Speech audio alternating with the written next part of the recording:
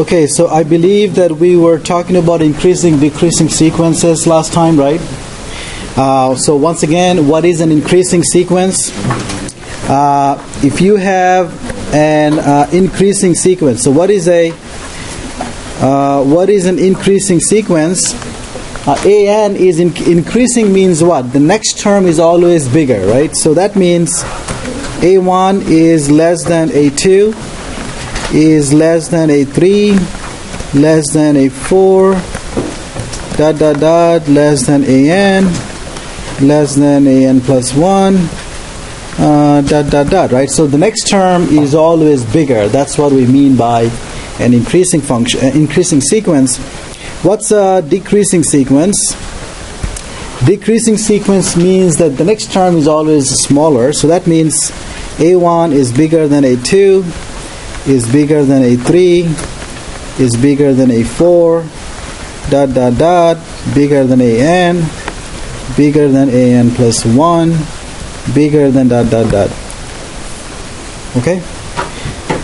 We looked at a couple of examples of increasing and decreasing sequences. Today I would like to look at another one. So let's look at the example where AN is given by n plus 1 over n. And what I want to do is that I want to show that the sequence AN is a decreasing sequence. So how would I do it? Well, let me show that this is a decreasing sequence directly. What do I mean by showing it directly? That is, I'm not going to use Calc1 analysis of finding derivatives and stuff. I'm going to show directly that the nth term is bigger than the n plus first term. So what is the nth term here? The nth term here can be rewritten as n over n plus 1 over n, right? This is n plus 1 over n, so I can write it as n over n plus 1 over n, which is the same as 1 plus 1 over n. So the sequence AN is defined by 1 plus 1 over n is bigger than or equal to 1. So what is the n plus first term? What's the n plus? What is the n plus first term? It is 1 over. Sorry, not 1 over.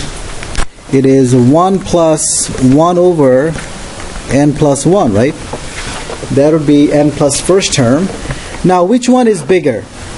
Well, let's see. If I look at 1 plus 1 over n, is that bigger or 1 plus 1 over n plus 1? Which one's bigger?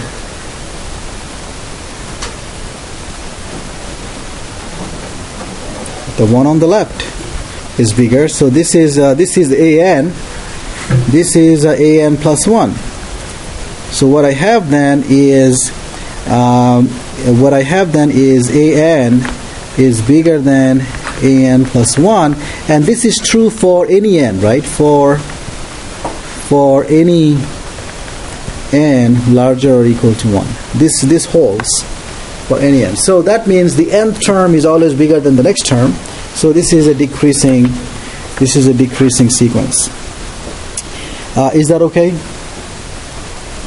Now I could have done this problem in a little bit differently, but I'm going to show you another way of showing a sequence is increasing or decreasing, which is the following. Let's say I have the following example where AN is given by n times e to the negative n. How do I show that this sequence is, whether this sequence is increasing or decreasing? Well, I am going to guess here that the sequence AN here is decreasing. Why would I guess that? Well, notice that I have a polynomial n multiplied by e to the power negative n, right? And remember, exponential, the rate of growth of exponential functions is always bigger. So because of the negative n, I would think that e to the negative n will dominate the value of the sequence. And so I'll think that this should be decreasing. So let's see if that's the case. In order to show that this is decreasing, I'm not going to show it directly. That directly means look at the nth term, look at the n plus first term, and show that, compare the two. Indirectly means that instead of looking at the sequence, I'm going to look at the corresponding function where the input is a real variable. So f of x is x times e to the negative x. So x could be any x. In this case, I'm going to take f of x to the x times e to the negative x for x bigger or equal to 0. Okay. Now notice that the nth term of the sequence is the same as f of n. The nth term of the sequence is the same as f of n. So what is the sequence really? The sequence is basically the values of the function f at positive integers, right? Values of the function f at the positive integers give you the terms of the sequence. Now, does it make sense to say that if the function f is decreasing from 1 to infinity, then the sequence will be decreasing from the sequence will also be decreasing? Would you guys agree with that? If I show the function f is decreasing from 1 to infinity, that will show that the sequence itself will be a decreasing sequence, right? So instead of showing directly an is decreasing, I'm going to show f is decreasing from 1 to infinity. How? Well, I take the derivative of f. If I take the derivative of f by using the product rule, I get derivative of x, which is 1, multiplied by e to the negative x, minus x times the derivative of e to the negative x. The derivative of e to the negative x is negative e to the negative x. So if I look at the derivative, I'm going to factor out e to the negative x. If I factor out e to the negative x, I get e to the negative x times 1 minus x. So that's the derivative. Now, is it clear that the derivative would be 0 at 1? And no other places, right? Remember, the exponential function can never be 0, right? It's always strictly positive. So the only place where the derivative is 0 is when x is 1. So let me concentrate on the number line from 0 to infinity and plot 1 there, and then figure out what's the sign of the derivative on the left and right side of 1. On the left side of 1, the sign of the derivative is what? Well, you look at the derivative. When x is on the left side of 1, the derivative is negative. When x is when x is on the left side of 1, the derivative is positive. When x is on the right side of 1, the derivative is negative. So what do I see? Well, what I see is that the function f is decreasing on the right side of 1, right? So what do I know then? I know that the function f is decreasing on 1 to infinity, and that should imply an, which is the same as f of n, is decreasing as well, right? Is everybody clear? This is really a nice way of showing that a sequence is decreasing. If you cannot, sometimes showing the sequence is decreasing directly is actually a little bit harder sometimes. But okay, next problem. If I look at the sequence an, which is negative 1 to the n, is that an increasing sequence or is that a decreasing sequence? Which one is it? Negative 1 to the n, is that increasing or decreasing? Neither. What is that? This sequence is basically negative 1, right? You see, the sequence might be divergent, but it might still be increasing. Right? Divergent simply means that the limit doesn't exist, but Imagine a sequence that goes to infinity, right? It's increasing, but it's divergent. So the values of this sequence are what? The terms are -1, +1, -1, +1, dot dot dot, right? Here I'm assuming that n is bigger than or equal to 1. And if that's the case, then these are the terms, and obviously it's neither increasing nor decreasing. So the answer is it's neither decreasing nor increasing, right? You guys agree with that? Right? Increasing means the next term is always bigger. Decreasing means the next term is always smaller, right? Which is not the case. Sometimes the next term is bigger, sometimes the next term is smaller, right? Next question. I look at the sequence an given by sine of n pi over 2. Is that increasing or decreasing? What are the terms? We looked at this example last time. What are the terms? 0, 1, 0, -1, and that repeats, right? And those 4 terms will repeat after that. So obviously, neither increasing nor decreasing again. Okay? It's very important to be able to show a sequence is increasing or decreasing. We will need that in section 3. Okay, so next definition is that a sequence an is called bounded above if every term of the sequence is less than a given number. So an is less than or equal to capital M for all n. So what it means is that every single term of the sequence is smaller than a given number. A sequence is called bounded below if every single term is bigger than a given number. Okay? Bounded above, bounded below. Capital M is called an upper bound for the sequence. Lowercase m is called a lower bound of the sequence.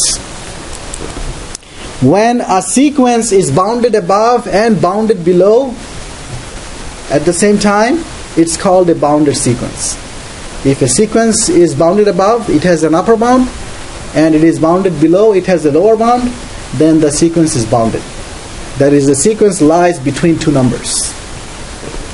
Every term will be bounded sequence means every term is in between two given numbers. Okay, for example, if I look at the sequence n over n plus 1, n over n plus 1, it's bounded above, right? Bounded above by 1 because what? Because of what? Why is it bounded above? Anybody? Bounded above by 1 because? Yeah, you are going. Well. No value being greater than 1, regardless of what I need to. Yeah, but why? Because the numerator. The numerator is smaller than the denominator, so I know that it's smaller than 1. Also, I could say that it is smaller than. I could also say that it is smaller than 1 and a half. I could say it is smaller than 1.01. I could. Oh, I shouldn't say. Sorry. Let's say 1.01, or I could say it's less than 2. I could say it's less than 3, right? Once I have an upper bound, anything bigger than that is an upper bound, right? So this is bounded above. Is it bounded below? How do I know it's bounded below by half? Because when you plug in your lowest value, then equals 1. Well, how do you know that when I plug in for 1, that should be the lowest value? Because it's an increasing function. Yeah, very good. Remember, n over n plus 1 is an increasing function. N over n plus 1 is an increasing function. If you have an increasing function, then the first term is a lower bound, right? The first term is smaller than every other term if you have an increasing function. So that's why this half would be a lower bound. And notice, anything smaller than half, let's say, I don't know, 1/3, anything or -1, right? Anything smaller than half is also a lower bound, right? Now, there's something special about 1 though. There is something special about the upper bound 1. What is that? What is special about the upper bound 1? The upper bound 1, besides being a limit, it is a limit, yes. But besides being limit, the special thing about 1 is that 1 is the upper bound such that anything smaller than 1 will not be an upper bound. Anything smaller than 1 will not be an upper bound. You said the limit of this sequence is 1, right? So that means this sequence is getting very, very close to 1, right? As close as you desire. So if I give you anything smaller than 1, let's say 0.9, will 0.9 be a upper bound? The answer is no. 0.9 cannot be an upper bound. There's got to be a term which is bigger than 0.9, right? Because the sequence is converging to 1. So my point is 1 is an upper bound such that anything smaller is not an upper bound. And such an upper bound is called the least upper bound. This is the least upper bound. And similarly, if you look at half, anything below half is a lower bound. However, if you take anything bigger than half, it's not going to be a lower bound anymore, right? For example, half is the value of the sequence when n is 1, right? So if you pick anything bigger than half, the first term will be smaller than that, right? So it cannot be a lower bound. Am I making sense? So for example, if I pick, let's say, what is something bigger than half? Let's say 0, right? Right? Is 0 a lower bound? The answer is no, because of what? Because 0 is bigger than a1, right? What is a1? A1 is exactly half, remember? A1 is exactly half, right? A1 is exactly half. So 0 can't be a lower bound. Anything is smaller than half cannot be a lower bound. Am I making sense? You read it incorrectly, so 1/2 is... Oh no, that's right. No, it's wrong.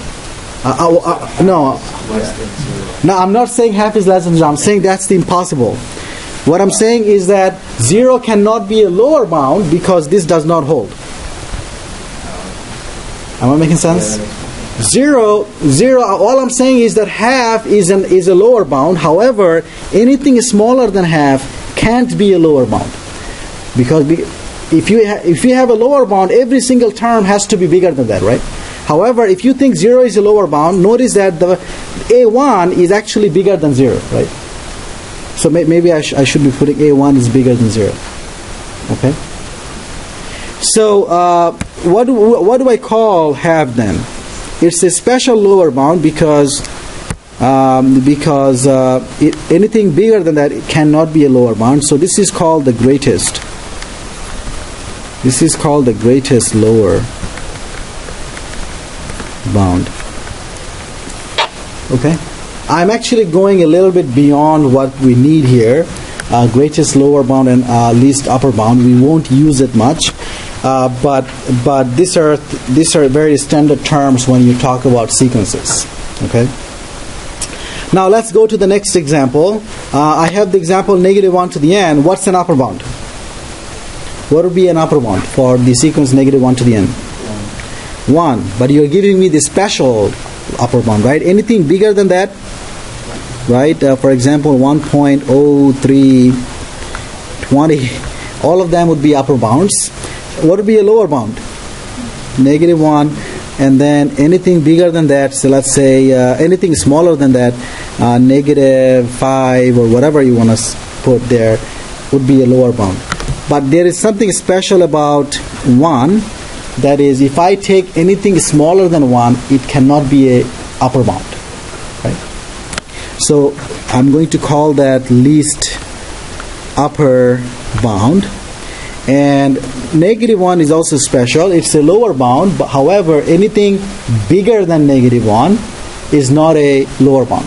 Anything bigger than -1 can't be a lower bound. So you guys realize that? So this is called the greatest lower, GLB. Okay? How could it be Negative 5 is a lower bound. Yeah, how could it be lower than? Lower bound means what? Every single term of the sequence is bigger than that, right? Lower bound means that. So what are the terms of the sequence? The terms of the sequence is -1, 1, -1, 1, right?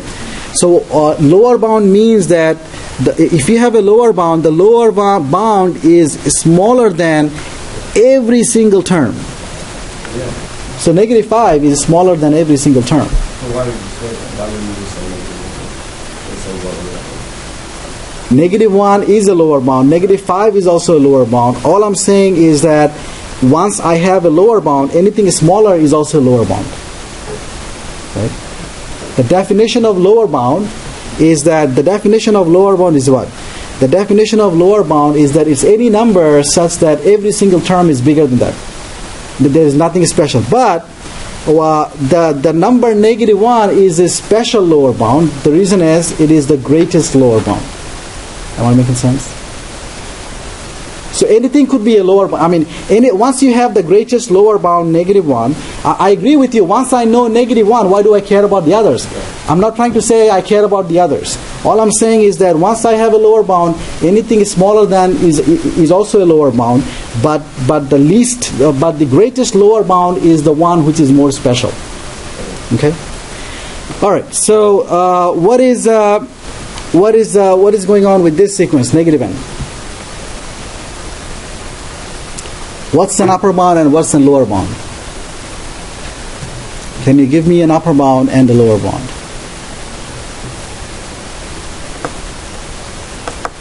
What is this sequence, by the way? -1, -2, -3, ... right? What's an upper bound and what's a lower bound?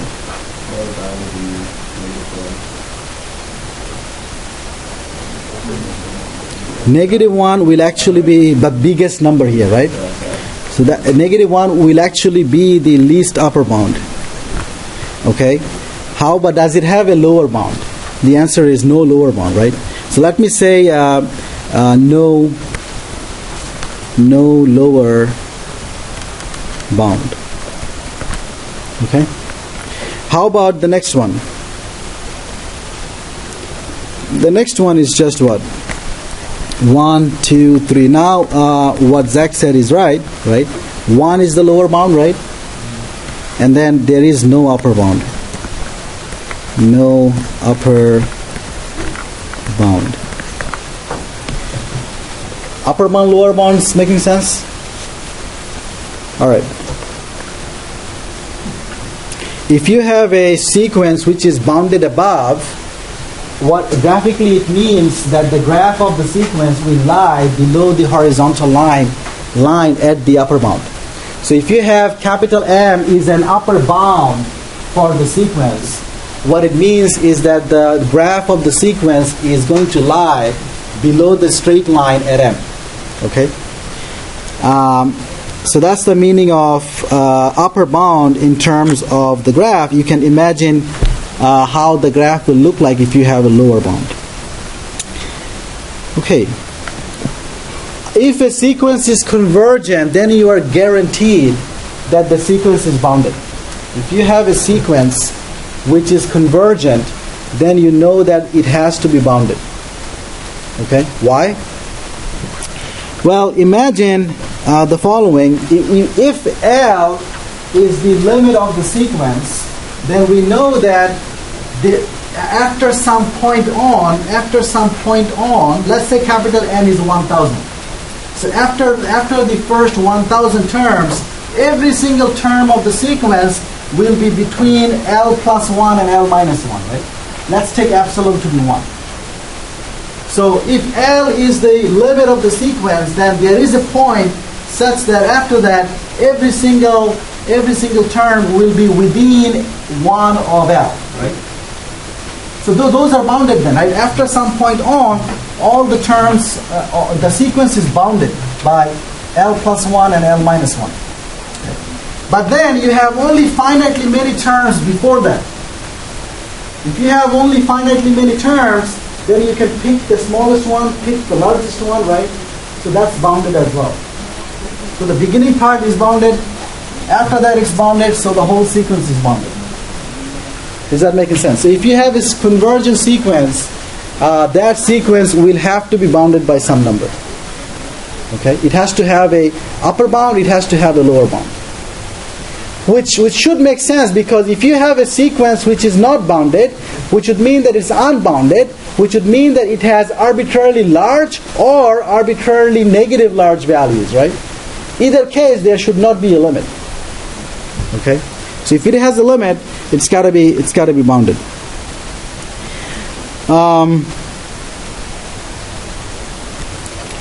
Monotonic sequence theorem that says that every bounded monotonic sequence has to be convergent. Every bounded monotonic sequence has to be convergent. Let me tell you what this means. What it means is the following. Monotonic means either it is increasing or it is decreasing. Let's say I have a bounded increasing sequence. Then the graph will look like this, right? If I have a increasing sequence bounded above by m, then the graph will look like this, right? Then the sequence has to be convergent. The sequence has to converge to a number L. Can you tell me what L is? The least upper bound, right? L has to be the least upper bound. So if you have a increasing sequence bounded above, then the sequence has to converge to the least upper bound. Okay?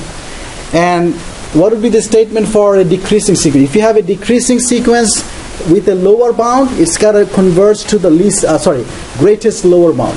That's why those two numbers were special. So that's the monotonic sequence theorem, bounded monotonic sequence. The last and one more theorem that we want to look at is the so-called sandwich theorem or the squeeze theorem, which both names I hate. Terrible names, but if you have a better name for this, let me know, okay? So if you have here you have three sequences. You have three sequences, AN, BN, and CN. This is called the squeeze theorem.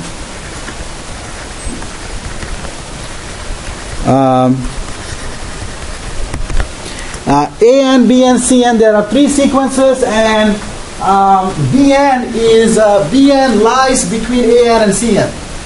And this inequalities hold for any n larger than a given n naught. Okay? So maybe n naught is 50. Maybe n naught is 50. If n naught is 50, we are saying that all the terms of the three sequences satisfy those two inequalities as long as n is bigger than 50. Okay. So what the conclusion of this theorem is that if so Bn is in the middle. So for Bn, An is a lower bound, Cn is an upper bound, right? So if you know that the lower bound has limit L, the upper bound has limit L, then the middle one must have limit L. Same limit. Graphically, what it means is that you have Cn above Bn and An below Bn. If you know that Cn and An are converging to L, then the middle guy is forced to have the same limit. That's all this is telling you. Let me give you a very quick example. Suppose I have sine n divided by n.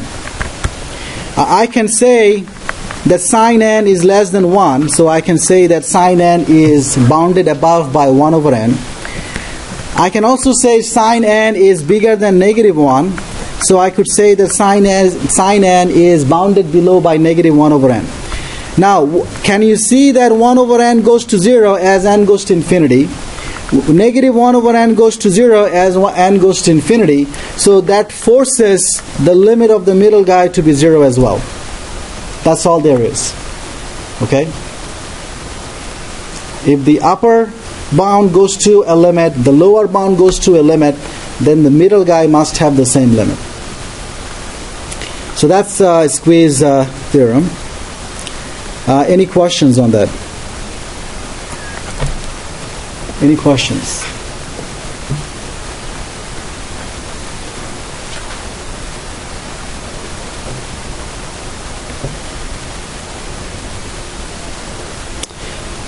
Okay, the last thing in this section that I have to finish is discuss this special sequence r to the n for different values of r. So we need to know for what values of r is the sequence r to the n convergent, and for what values of r is this divergent.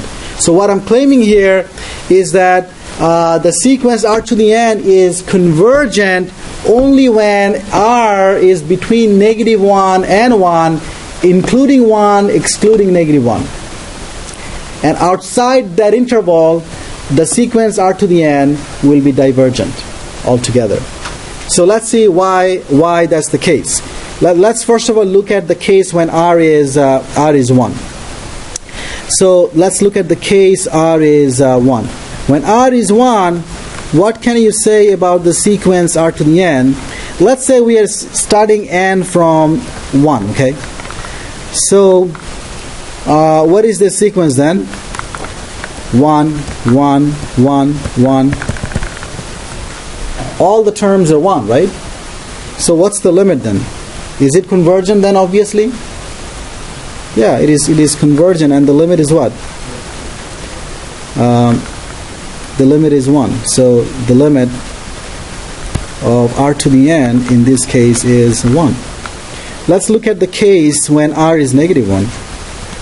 When r is -1, what is the sequence? -1, 1, -1, 1. So it is divergent, right? You agree? Okay, so let's now look at the case when r is between 0 and +1, okay? So let's now look at the case where r is between 0 and +1. In this case, what can you say about r to the n? Well, I'm going to rewrite r to the n. I'm going to rewrite it as e to the n ln of r. Is that valid? Okay, can you tell me whether remember r is a fixed number between 0 and 1. For example, r could be half or 1/3 or 2/3. If r is less than 1, between 0 and 1, what can you say about ln of r? Is it positive or negative? ln of r, is that positive or negative?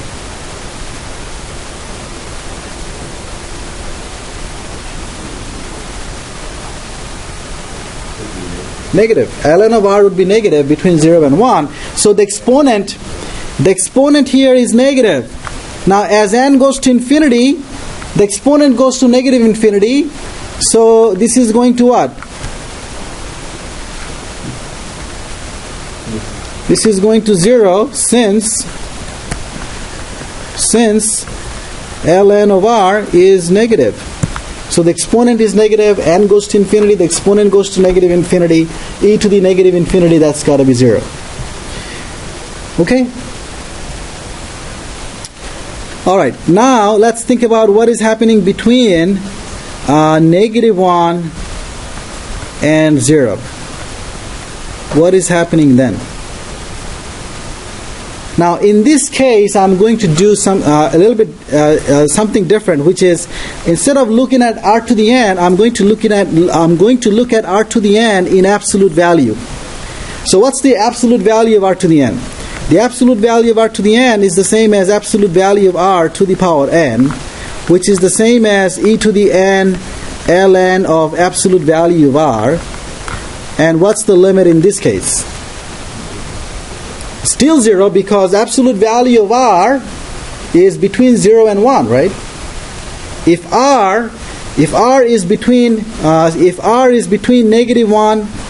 -1 and 0, then absolute value of r is between 1 and 0, right?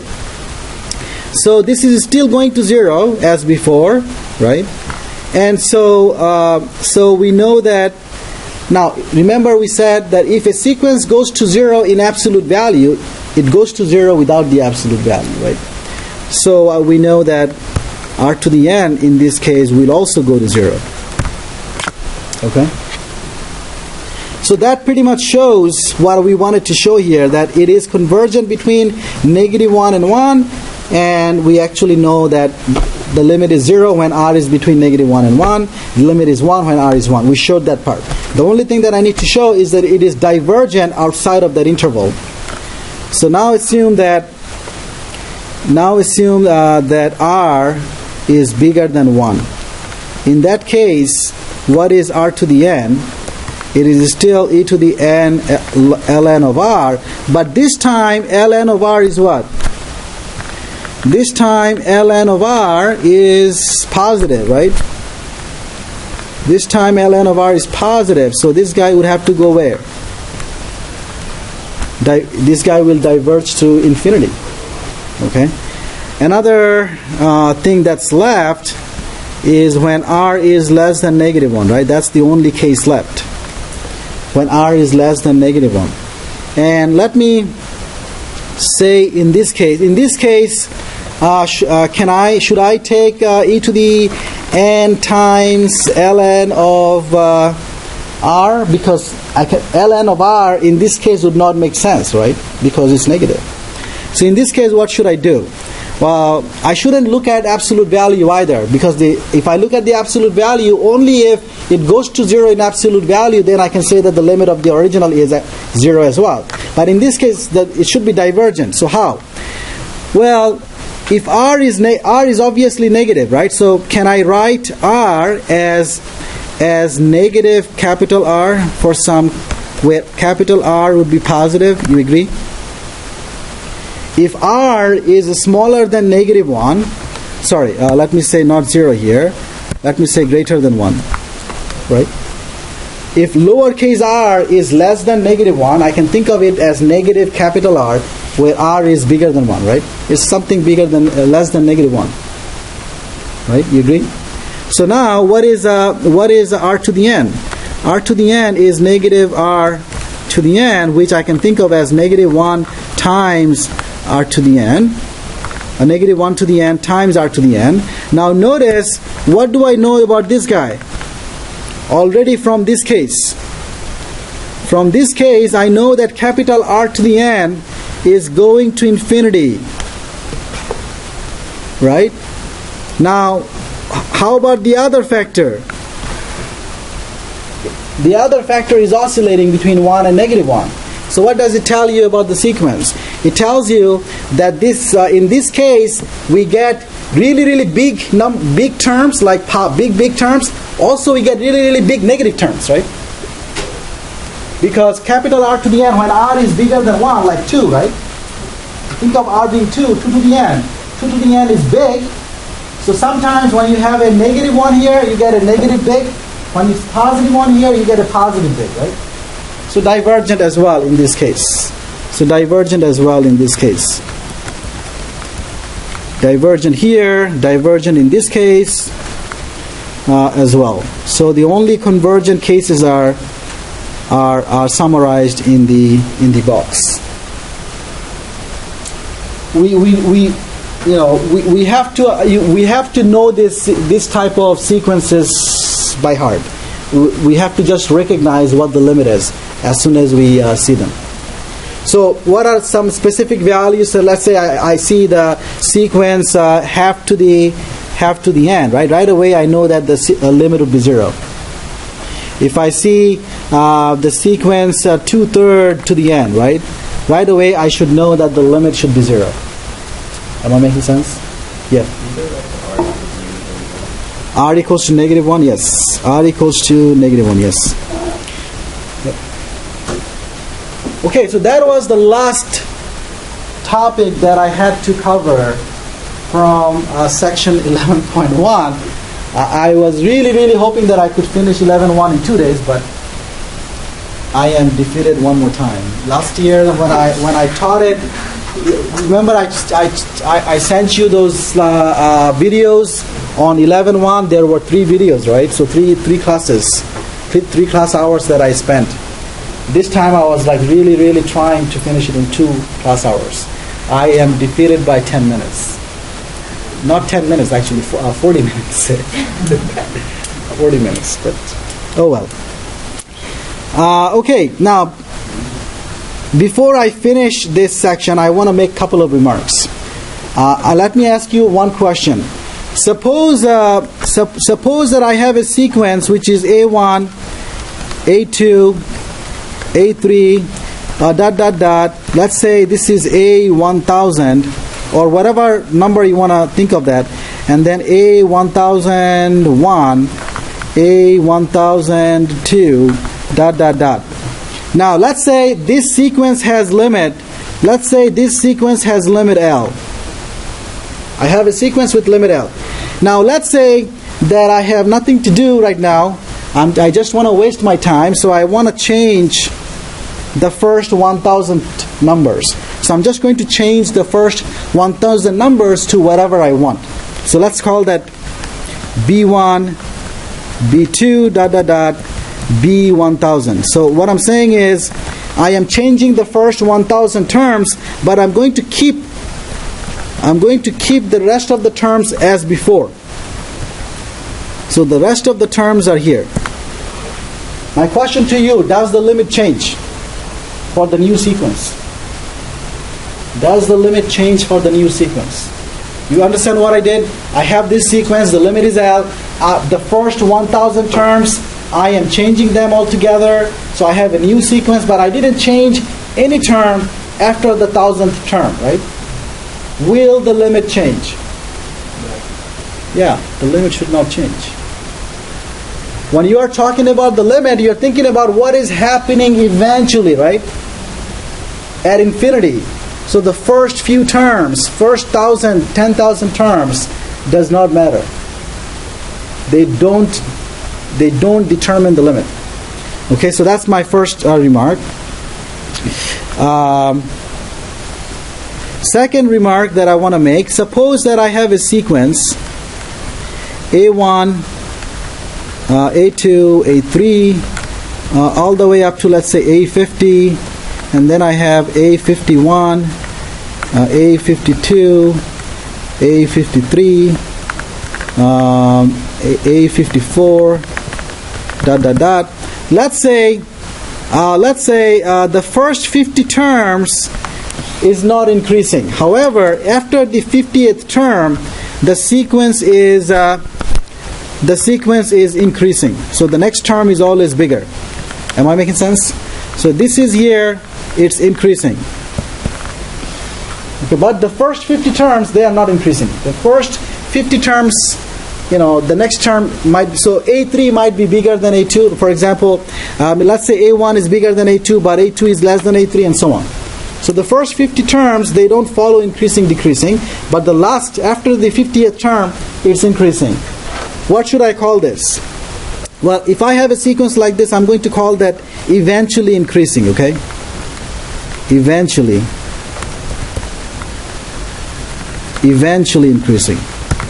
And similarly for eventually decreasing. That is, after some point on, the sequence is increasing.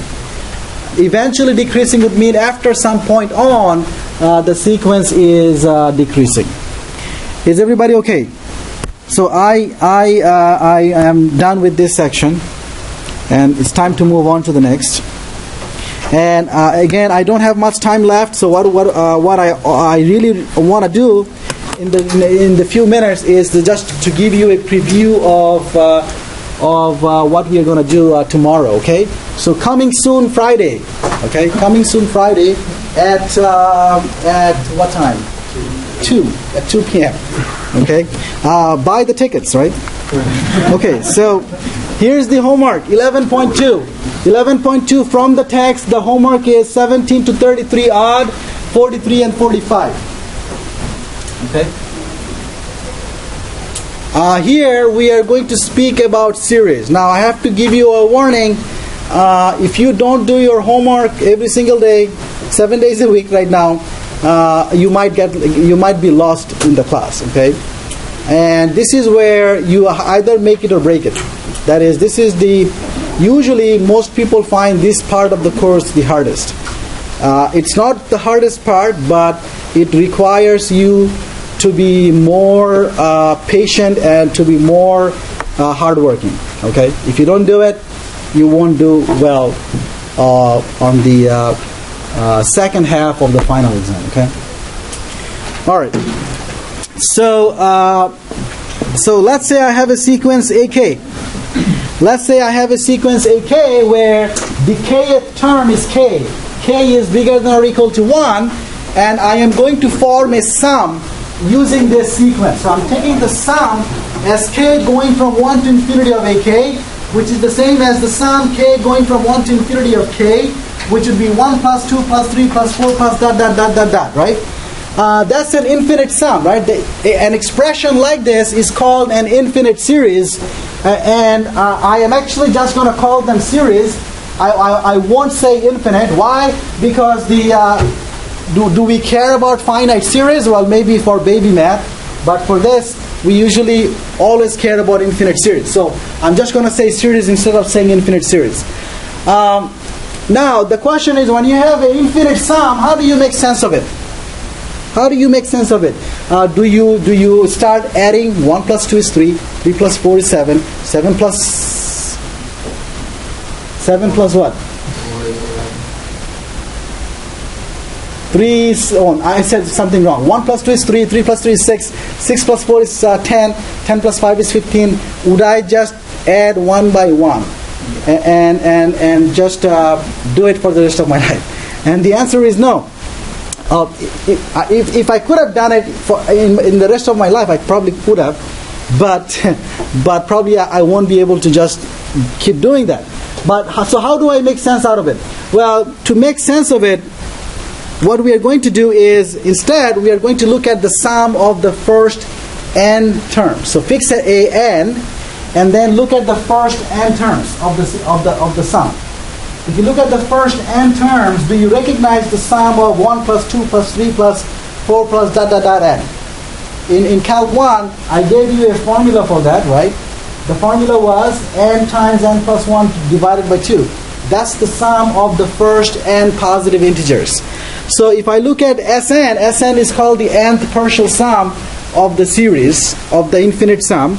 If I look at the nth partial sum, that's that. Now I'm going to take the limit as n goes to infinity. Does it make sense to take the limit as n goes to infinity? What does it mean when I'm taking the limit as n goes to infinity? It means that I am adding more and more, right? Sn is the sum of the first... what is S20? S20 is the sum of the first 20 terms. What is S50? It's the sum of the first 50 terms. So Sn, for sum of the first n terms, if you allow n to go to infinity, it means that you're adding more and more terms, right, of the sum. Now, as n goes to infinity, what is happening here? As n goes to infinity, Sn is obviously going to infinity, which means what? Which means that this infinite sum does not make sense. We say that this infinite sum or series is divergent. In fact, it diverges to infinity. So that infinite sum does not make sense, okay? However, there are infinite sums that will make sense. And you have seen this all your life, you just didn't see it in this context. 1/3. What is 1/3? 0.33333333. What is 0.33333? 0.3 plus 0.03 plus 0.003 plus 0.0003, right? And so on. And what is 0.3? 3 divided by 10. 0.03, 3 divided by 10 squared. 0.003, 3 divided by 10 cubed, and so on. Is that an infinite sum? And it seems like that infinite sum should be what? That infinite sum should be the same as 1/3, right? So how do I make sense out of it? What is the meaning of that? To say that that infinite sum is actually 1/3. Okay? We're out of time, but that's where I will start.